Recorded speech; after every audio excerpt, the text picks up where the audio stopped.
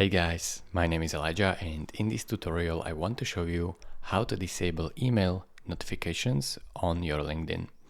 So first, navigate towards the job section right here.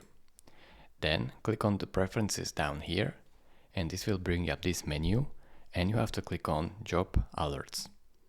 Now you should see all of your job alerts right here. Pick the one that you want and click on this pencil icon, or you have to do this for all of them.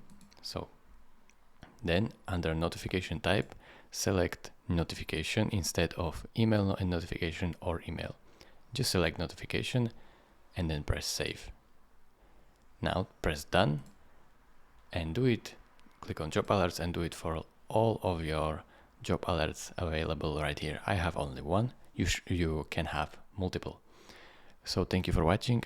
If this video was helpful to you, consider subscribing and liking this video, and I will see you in the next tutorial. Bye bye.